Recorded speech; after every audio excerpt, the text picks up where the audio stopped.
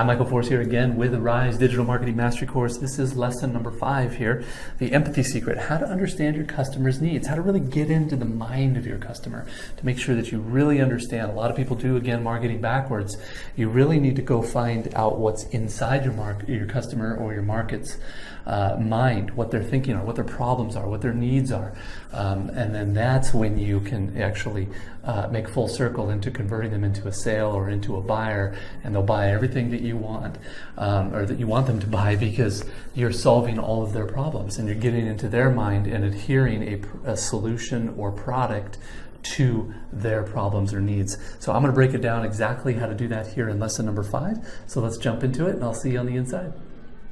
Hello, Michael Force here again. Welcome to lesson number 5, the empathy secret, how to understand your customer's needs, part of the Rise Digital Marketing Mastery course.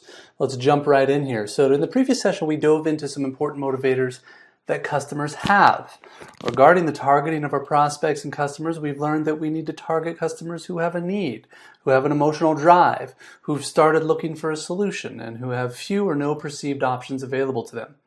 Well, another question that might come up is where and when do we start our marketing campaigns?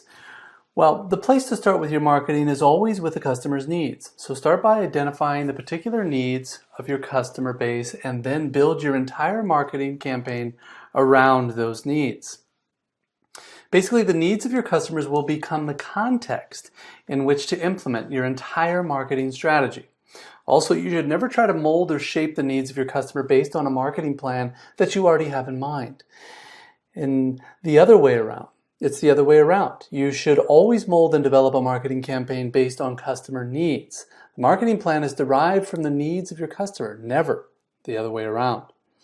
So don't make the mistake of starting with what you think is great about what you sell. This will only blind you to what's really important to your customer base. Customers only care about their needs and getting these needs met. Because you want to be an exceptional and successful marketer, this is all you should care about, to find out their needs and to meet them. First, you should keep in mind that customer needs are often hidden, so you're going to have to dig. We humans always like to assume that we get others, that we understand them and know what they're thinking. If you've ever been in a relationship, then you know exactly what I'm talking about.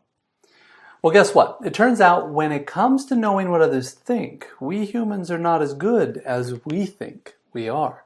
Relationships are a great place to learn this lesson, to understand that we're not as good as we think we are when it comes to reading the intentions and things inside another person's mind. We think we know what they mean. We think we know why they talk or the reasons behind why they get upset. But if we're really stop and ask our partners and then listen to them with truly focused attention about why they said what they said, or what they really wanted, or why they felt the way they felt. And when we went ahead and listened carefully, we'll discover that in almost every situation, the reasons behind what someone said or did, the reasons behind what someone wanted, and the reasons behind what they did is usually different from what we think it is. Moreover, it's usually different in important ways.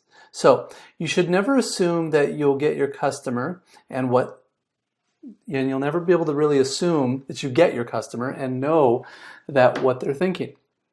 Assume instead that you don't get your customer, that you don't know what they're reasoning or what they're thinking, and that you don't know why you don't know. With this assumption in mind, you'll be forced to go do the research, which is necessary to find out what your customer needs really are. There is real money on the line in this case, and it's time to get serious about this because the price of a mistake when identifying a customer's needs is extremely high, but the reward for doing it right is tremendously great. It must also be kept in mind that the probability of successfully identifying all key customers' needs is very low unless you implement a one-on-one interaction with them, at least with enough of them, which we'll get into a little later. So let's talk about some of the motivators again and go a little deeper into the psychology of what driving the needs of your customers. So we already talked about the Triune Brain model, where Dr. Paul MacLean put forward a concept stating that the human brain is actually made up of 3 smaller brain units. With this model, we know people with physical motivations also have emotional motivations, and we know they have mental or rational motivations as well. We also talked about the ideas of survival, reproduction, and status. And the primary of these is survival, of course. Then after that, we have a need to reproduce. In order to increase our probability of these things happening successfully, we attempt to gain social rankings and increase our overall social status. In other words, we try to become higher up on the ladder within our group, tribe, or community. If you start really looking at these two models, you'll see that their essence actually overlaps with each other. To talk about another model, a model you've probably already heard of, and one that's immensely valuable in this particular session, there's the Maslow's hierarchy of needs. And you may all have seen the pyramid, and the important thing to remember about Maslow's hierarchy is that it actually overlaps with two other models as well. The important thing to understand about Maslow is that he discovered there are two general types of needs, which he categorized as deficiency needs and being needs. Regarding the first deficiency needs are the lower needs like survival, safety, reproduction, love and belongingness, and self-expression. These lower deficiency needs are ones that we must fulfill, that drive us, like an insatiable hunger or thirst. There's also something really quite interesting about these deficiency needs. Basically, when we satisfy one of these needs, another will emerge to come right up and take its place. And this is also be a deficiency need, therefore pushing and driving us to fulfill it in turn. So for example, as soon as we meet the need of survival, as soon as we survive and realize, okay, I'm surviving, I won't die in the next few minutes, hours, days, or whatever, immediately the next deficiency need emerges, called safety. And if we get the need met, the need after that emerges called security. And once we get security met, then we have another emerge called love and belonging.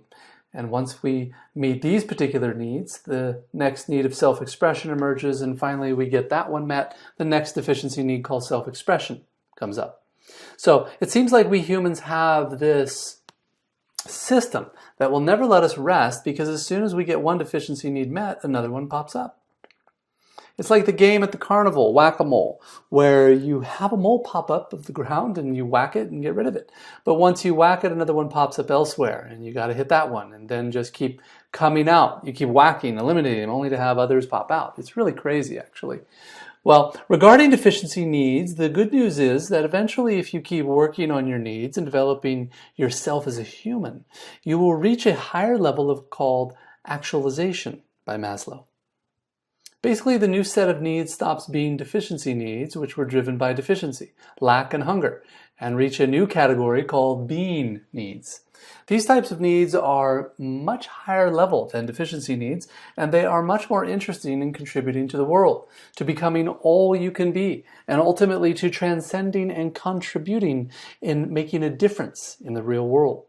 But for now, we need to remember that the irrational needs driving us and driving most of our customers are these deficiency needs and are related to survival, reproduction, and status. These particular needs are not needs that occur as being optional to the average human. Let me say that again. These are not needs that occur as being optional to the average human. Rather, they are needs that simply must be satisfied, like hunger or thirst. They are needs that occur needing to go to the bathroom. They are needs that occur like running away to avoid being eaten and killed from a deadly animal that's chasing us. These are very powerful motivators and drivers. Now, if each of us has this ladder or pyramid that is a hierarchy of needs that's driving us, and each of us has a new need pop up once we solve the one before it, then that probably means that trying to convince people to what or to need something different than what we're needing at that particular moment is probably not going to work. If someone at their point in life where they don't have security, you're probably not going to do very well trying to sell them a product that helps them be all they can be as human, or trying to sell them a product that helps them develop their artistic capabilities. I mean, they lack the very basic need of security, being down at the very low level, far from actualization category of needs. They're at a very base level that's more in the reptilian or mammalian brain. And unlike the basic need of security gets met, they can't even think about something like creativity, art, or being all they can be. Eugene Schwartz wrote a famous marketing book called Breakthrough Advertising. Jay Abraham says that it's the second best book on marketing ever written after Claude Hopkins' book Scientific Advertising. And I don't necessarily agree with this, although David Ogilvy's book Advertising is probably up there tied with it as well. But in the event, Eugene Schwartz introduced a crucially important concept in there, and he showed us that when you think about your prospect and your target market, you need to speak to their level of sophistication. You can't talk to someone who's at a low level of sophistication as if they have a high level of sophistication or education. But you can talk to someone who has a high level of development or education with a marketing message consisting of a high level of sophistication. In other words, you have to know where your customer is at. You have to find and meet them where they're at.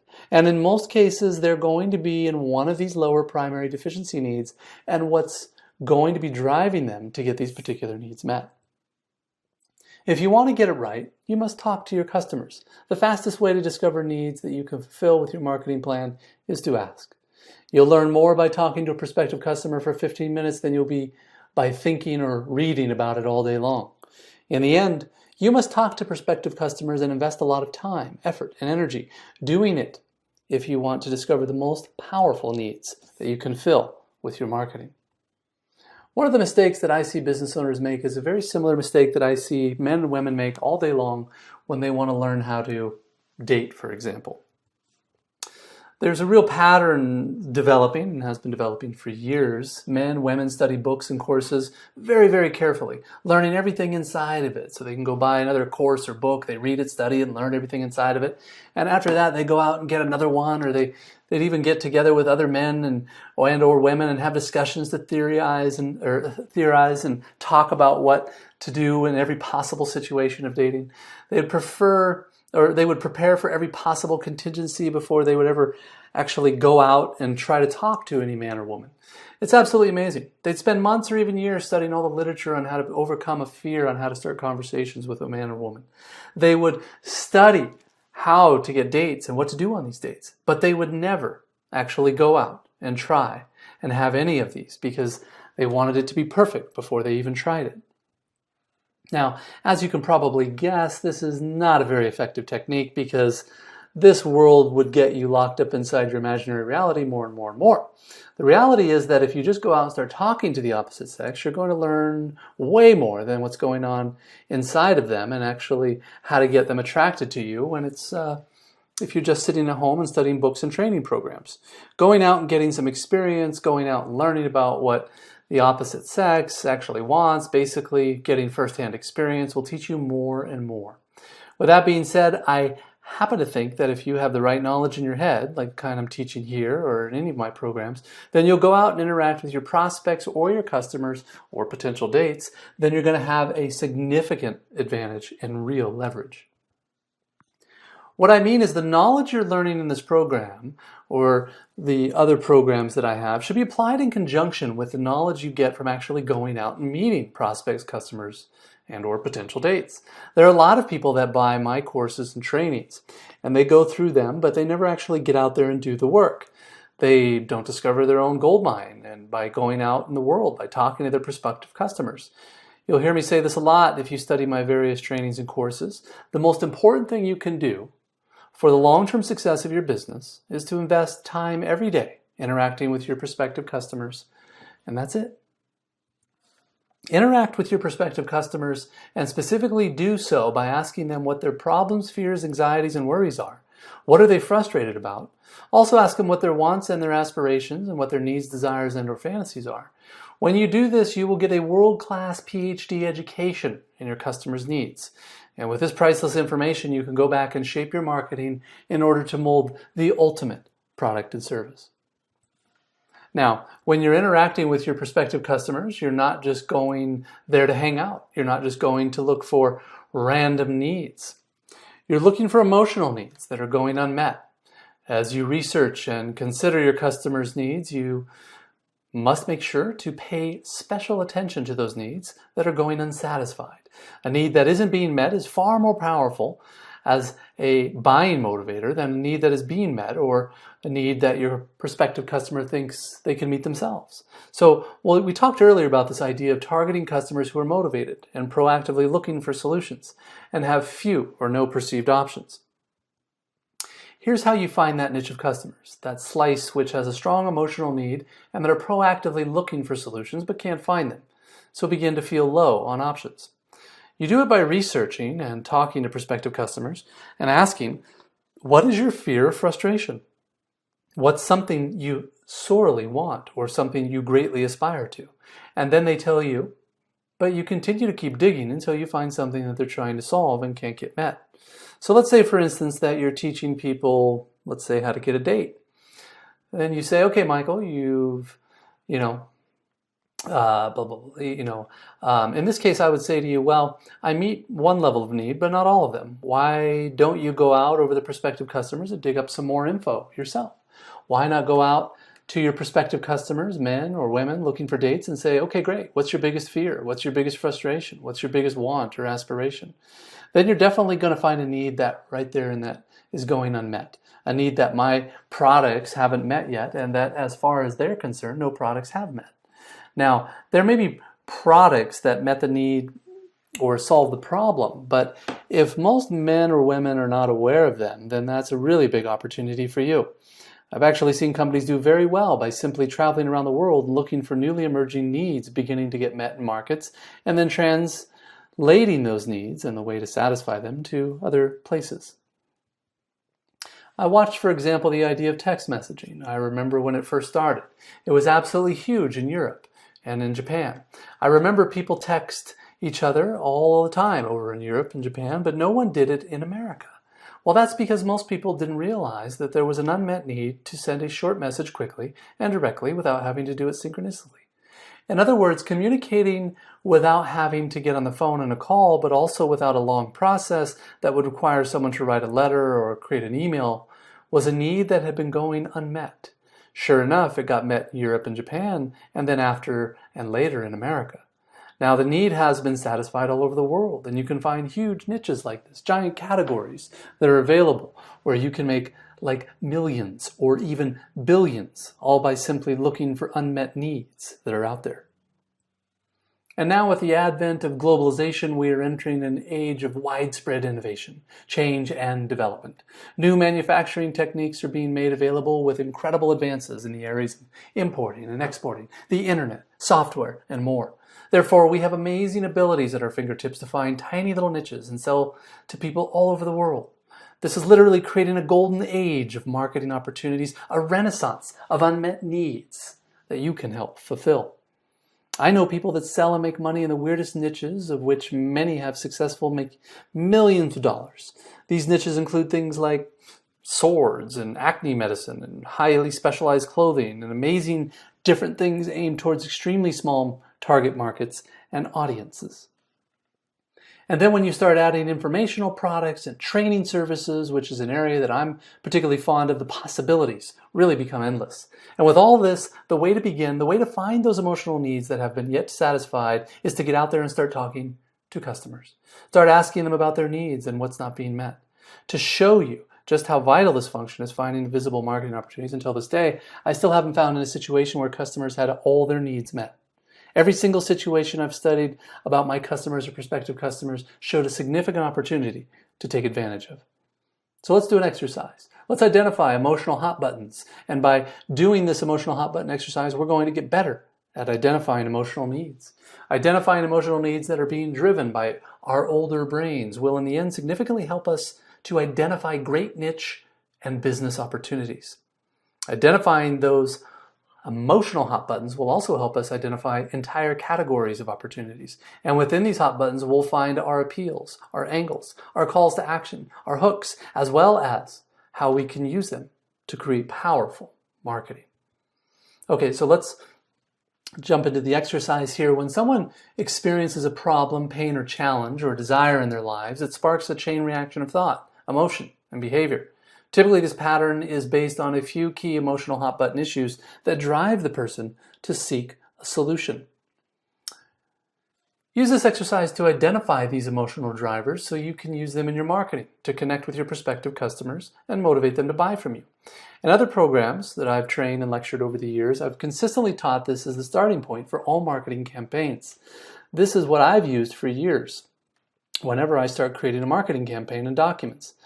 A simple exercise where we start by identifying a prospective customer's fears and frustrations, followed by identifying their wants and aspirations.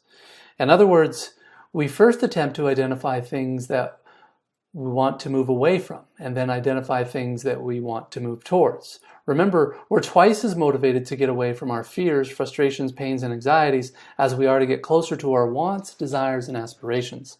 So we want to put about twice as much attention in this area. So we're going to start thinking of getting inside the prospective customer's head and into the perspective of what's driving them. Ultimately, we're going out and start asking them questions within this mindset, using the methodology that's going to lead us to the insights that will give us big opportunities.